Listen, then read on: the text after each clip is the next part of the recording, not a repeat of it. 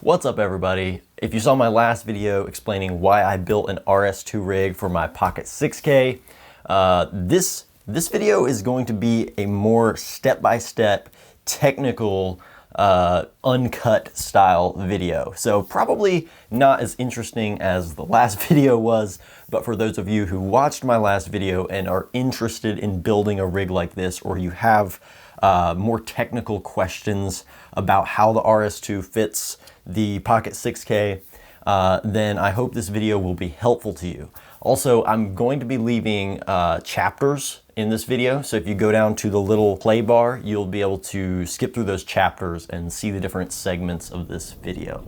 All right, let's get started. Okay, so I have got a workstation full of gear right here. This may look a little intimidating, but it's really not a super complicated rig. So let's see. All right, I'm gonna start with the camera. I broke it all the way down for this video. So obviously the camera is the Pocket 6K, and I'm gonna go ahead and put my Sigma 18-35 on there.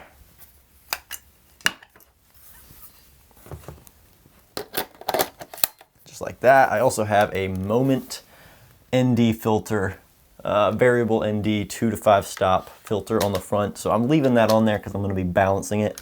And I'm going to go ahead and take the lens cap off as well. Get out of here. All right. And then also I'm going to stick my Silicon Power CFast card in there. And these are recommended by Blackmagic Design, by the way. So these have been really awesome in my experience.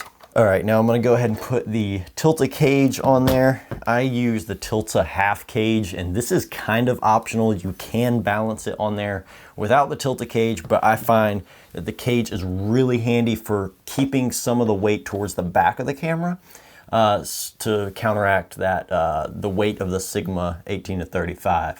And it gives you more options. Like you'll see in a little bit here, I mount the microphone on here and it just gives you more options. So, all right, we're gonna put that on there just like that.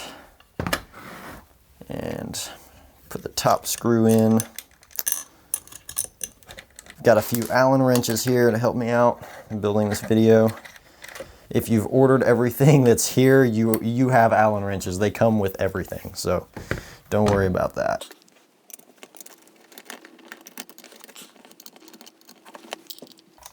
All right, that is on there securely. And now I'm going to put on the base plate that comes with the RS2. This is the shorter one. I think I tried using the taller one, but it didn't work because of the motor, the focus motor. So the focus motor wasn't reaching the lens with the taller one. So I use the shorter one. So, and I'm mounting this. If you go where the cage mounts, you go up one hole, you go up another, and you go to the right one. And that is the hole I mount it on, and it's worked pretty good so far. You've got a lot of holes there on that Tilta cage, so it kind of helps you. If you realize you're having a hard time balancing it, you can take it back off, readjust it, and you're good to go. So, all right, and I'm gonna go ahead and put my microphone on there as well. I'm putting it on the hot shoe that's all the way on the left side so that the roll motor has enough room to go past this when you go into underslung mode. All right, and the camera's pretty much good to go at this point. So I'm gonna kind of set that to the side, but still where you can see it because it is a beautiful camera. So there you go. And now we're gonna move on to the RS2 a little bit here. I'm just gonna start by locking the arms in this position. Then we're gonna need the quick release plate that comes with the RS2. And I'm gonna go ahead and put this on there. I'm gonna roll it back. I happen to know that you have to roll it quite a ways back with the Blackmagic Pocket 6K. Okay, and now to mount the Power Extra V-mount battery. This is the 95 watt-hour version. We've got a Tilta base plate counterweight adapter, I believe that's what it's called, and a V-mount plate by Nicey Rig.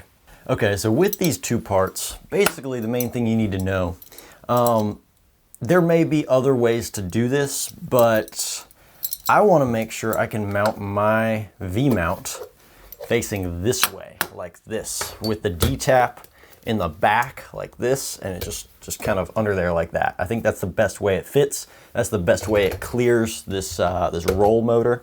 So on the V-mount plate, if I put it on there, I can see I want to mount it just like this. So I can see there's a slot on the back side, and I'm going to use that slot right there to mount my base plate counterweight adapter right on there like that, and then I'll see if I need to adjust it any once I get it on there.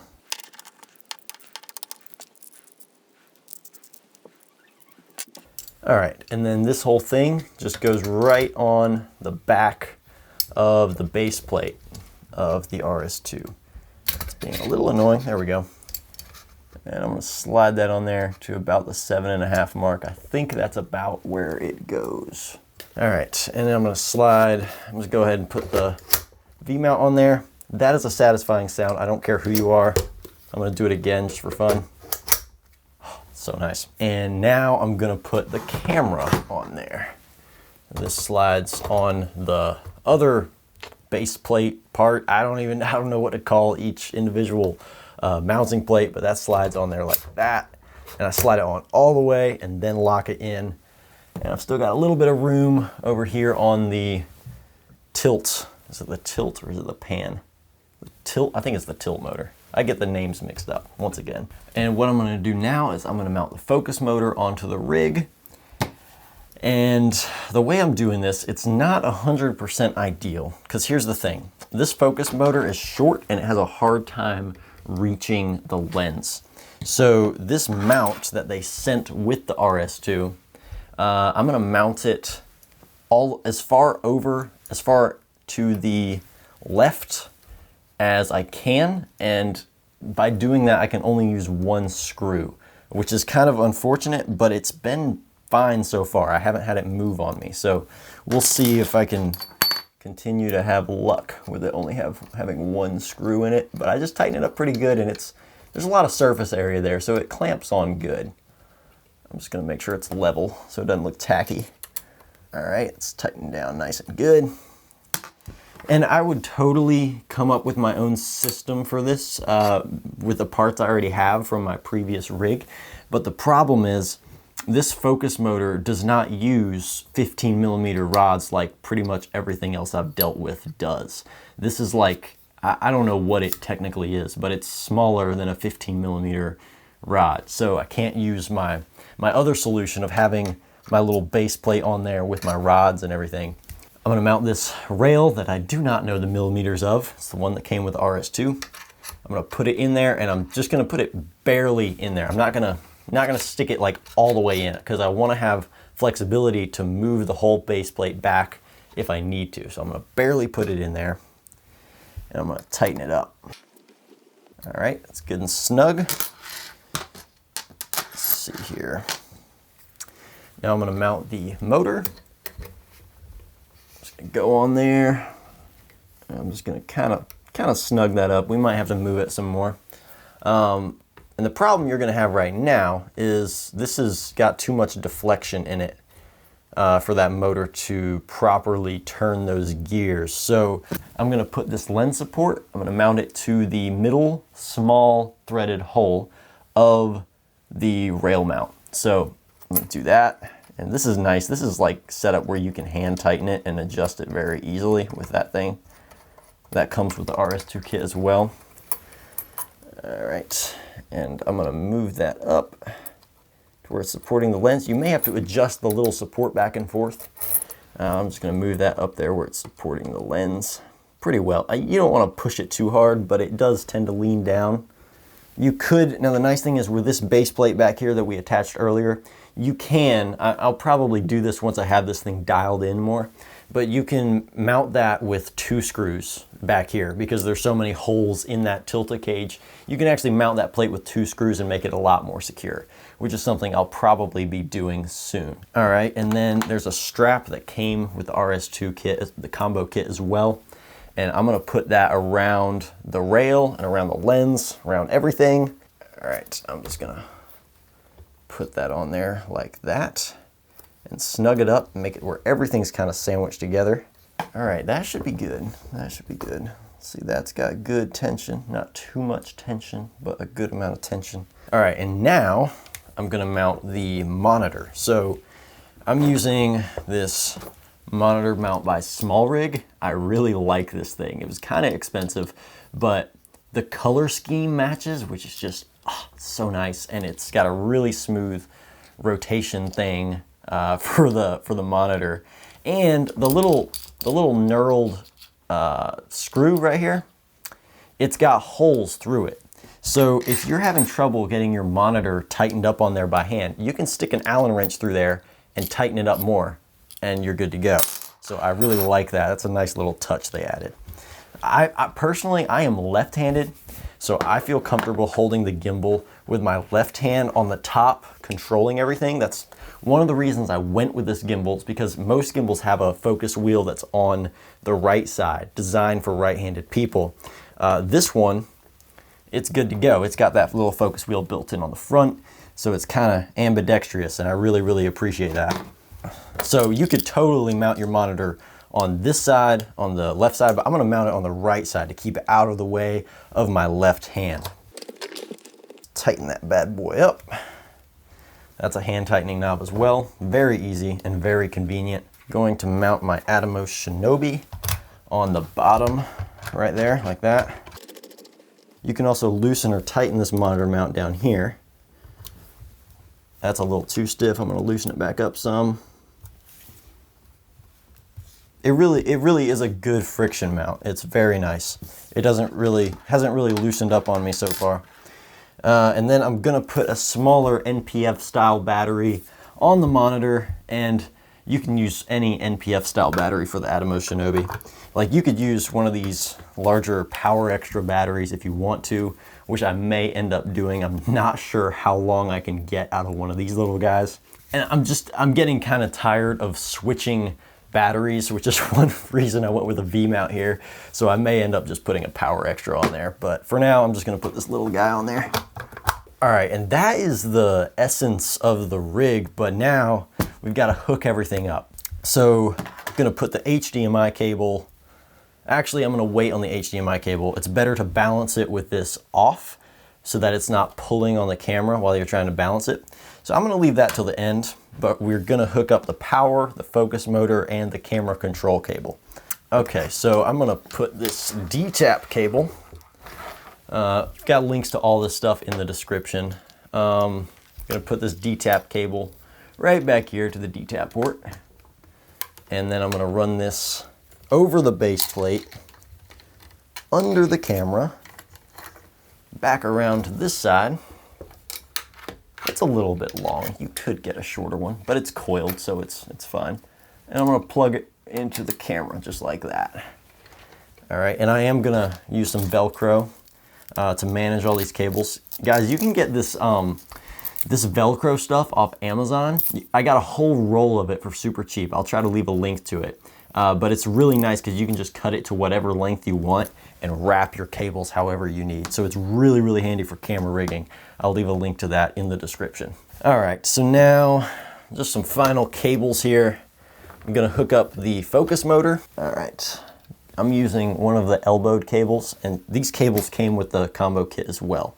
I'm gonna use one of the shorter elbow cables for the focus motor. Plug that in like that, and then plug it into, oh shoot, I'm blanking out. Which port is it? It's this one, right? Should be the middle one. Correct me if, I'll let you know in just a little bit here if it's wrong, but I'm pretty sure the focus is the middle one, and the camera control is definitely the top one. So I'm pretty sure it's the middle one. I'm gonna put the camera control cable in the top USB-C port. And I'm gonna run this one under the camera as well. And I'm gonna run it right on over to my USB-C port on the Pocket 6K. And just FYI, when I tried hooking this up for the first time, camera control did not work at all. And I realized that it was because of the Pocket 6K's firmware.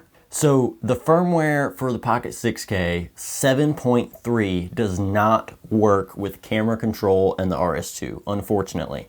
So I had to roll my firmware back to 6.9 and now it works fine. Now I still can't do like everything with it. I can control my ISO, I can control the internal focus motors, I can do a lot of things, but I can't control like aperture. That might just be the Pocket 6K, I'm not sure. But yeah, you have to roll your firmware back to 6.9 in order to use that camera control cable. I can't say it. And to check your firmware, you can turn on your camera and then go into your menu, go to Setup, I believe. And yeah, there's a software tab right there. It says 6.9 on mine because I rolled it back. All right, so I'm gonna do a little bit of cable management here. First, I'm gonna add a small cable to these two, the DTAP cable and the camera control cable. They're kind of hanging loose over here, so I'm gonna tidy those up a little bit. I'm gonna put a cable around those. All right, and then I'm gonna turn it this way. I'm gonna take all three of these cables, and I'm just gonna put a strap around the entire base plate just to help keep all these things from moving around too much. I just like to keep everything neat, and I don't like loose ends on stuff. I just like everything to be kind of in place, not moving around on me. Once again, this Velcro, like, it's awesome. Keeps everything so neat.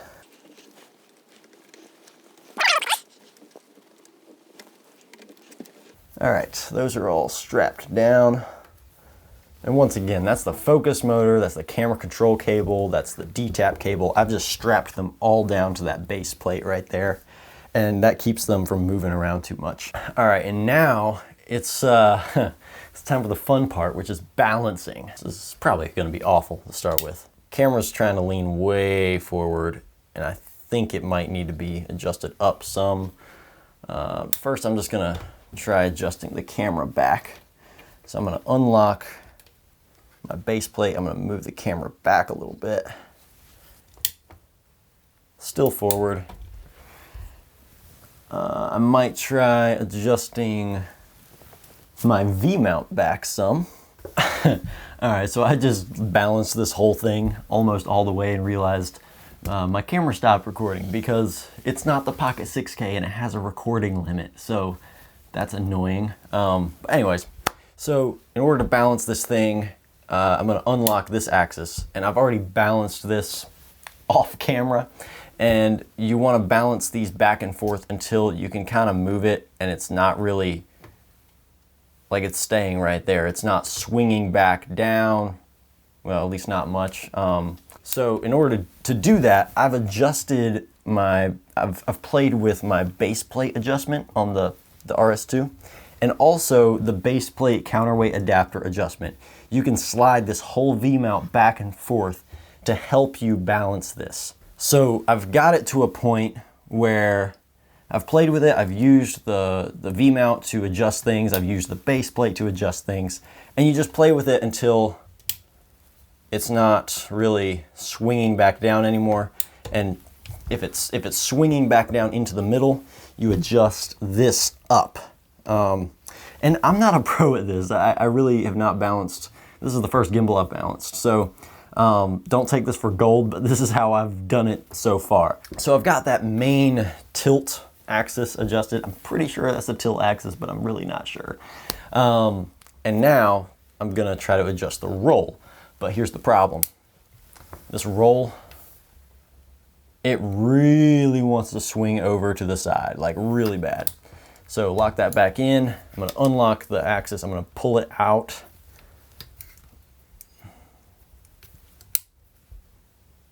And it still wants to swing over. So I'm gonna pull it out even more, and that's as far as it goes right there. You might be able to get by with that, but I'm not happy with it. So, and also because I don't have any more room to adjust it. So what I'm gonna do right now, I'm gonna lock this back in. All my axes are locked. And what I'm gonna do, I'm gonna disconnect my DTAP, and I'm going to take off my V-mount. And I'm gonna go under here. I'm gonna do a little operation here. I'm gonna loosen up these screws that are attaching it to the base plate counterweight adapter. And I'm gonna slide it in some. Let's loosen those up. Righty loosey, lefty tighty, because it's upside down. And then slide it in. I think we can slide it in quite a bit. So I'm gonna slide that in some. All right, and this is the great thing about having a V-mount under there. It gives you so much more flexibility because you can move that plate around depending on what your camera's doing and how you need to adjust it. All right, so I'm gonna put my V-mount back on there. Once again, most satisfying sound ever. And I'm gonna put the D-tap back in. Now, what's it doing?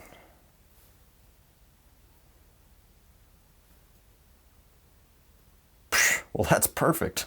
But, okay, hang on. That's still as far out as it can go. So I'm gonna adjust it in some more because I want some flexibility there in case I change something. I don't wanna have to do that when I'm on a job, right? If I don't have to. So I'm gonna take that back off, do the same exact thing I just did. I'm gonna move that thing all the way in. All right, that is as far in as it goes, boys. So for future reference, when you're putting this on there, with this exact setup, if you just slide that base plate as far in as it goes, it's perfect. Oh, so nice. All right, put that back up. And let's see. I adjusted the arm back in some, so I'm gonna adjust that back out.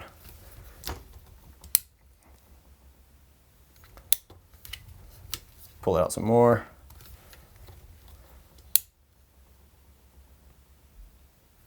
Okay. Push it back in some more. It can be kind of hard to push that arm, but if you twist up some to pull the weight of it up some, it helps. Pull it back out just a tad. These are like micro adjustments I'm making. All right, and I think that's good right there. The thing about this is, it does roll back to the center. I don't know if there's a way to solve that. But the thing is, this axis is rolled back, so it's kind of looking at the camera like this and saying there's too much weight underneath relative to this. So I would have to move more stuff up this way. And I don't really know if it matters that much, because so far I've been running this thing and this motor's been doing fine. We'll see, I don't know. All right, so these two axes are balanced. Now to do this third one, gets a little bit sketchy, or at least it feels sketchy. I'm going to turn this kind of on its side. I'm gonna brace it right there under my sternum. Unlock that.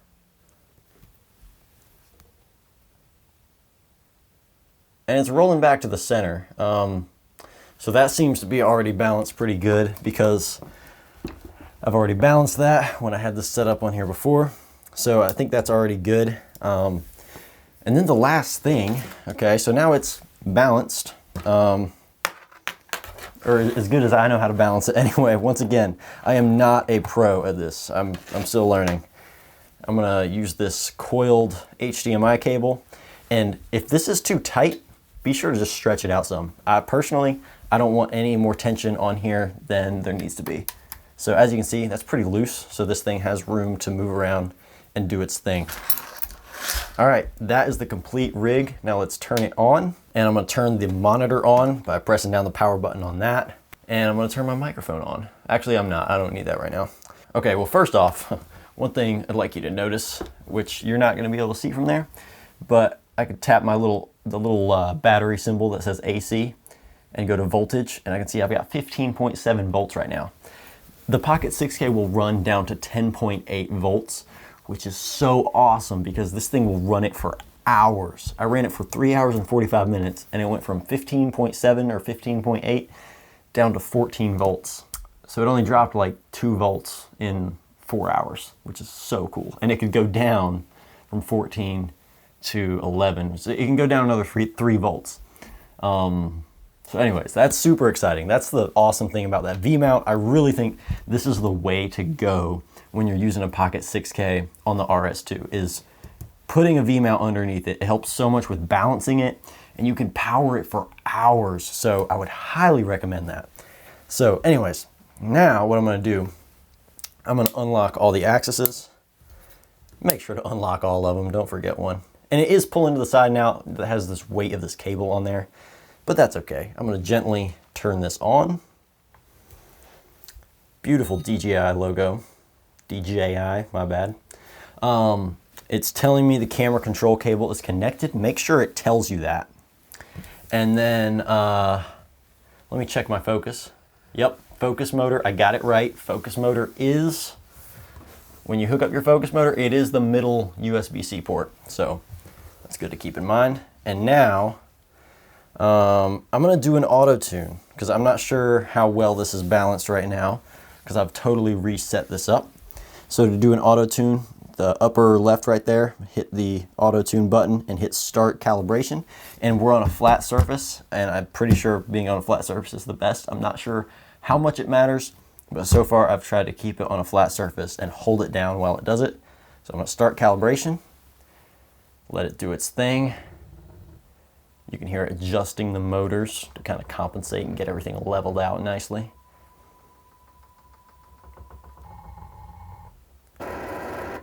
All right, it's good to go. Yeah, so there you go, it's good to go. So far, I keep my gimbal in pan follow mode. I don't keep it in pan tilt follow mode because I personally would just rather adjust that with the joystick. But yeah, that's the rig, and I can always see what I'm doing down here on the monitor, which is really, really nice. And even when you go into underslung mode, all right, I'm gonna try to do that real quick. Gotta be careful. All right, even when you go into underslung mode and like I'm holding it down there, I can tilt this monitor all the way down to horizontal, and I can still see what I'm doing the whole time. So that it's really, really a versatile, fairly simple rig. I've really been impressed with it so far. And one other thing in the menu that I've found I needed to do so far is swiping left to get into the right-hand menu and going down to set focus motor endpoint.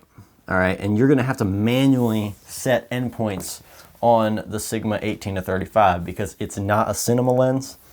It's got those internal focus motors that will turn infinitely if it tries to automatically calibrate. You can manually set your endpoints there. Then if you swipe into the bottom menu and go to dial functions, this is where you can adjust what your focus wheel up front is doing. I have it set to focus motor. You can also set it to like ISO, and that adjusts, as you can see, that adjusts the ISO on my camera. Personally, I'm just gonna keep it on the focus motor. That's why I bought the RS2. But you can do a lot down there. Aperture doesn't work, like I mentioned. ISO does, shutter does. You can also adjust the roll, pan, and tilt with that dial up there. And then the other thing is adjusting the dial speed. I put dial smoothness at 10 for right now, and I put dial speed down at 20. And I also reversed it because personally it felt better in my brain to be reversed. So anyways, you can play with that and see how that focus motor does for you. So anyways, that is the rig. That's exactly how I build it out. I have not yet filmed a wedding with it. So I'm still testing it. This is not a perfect rig yet. I'm sure that real world experience will really bring out any of its flaws, and I will be making more content at that point to tell you guys what went wrong and how you can improve it. So if you're watching this video in the future, check and see if I've pinned any comments or left any videos linked to this video that will help you know of any problems this has.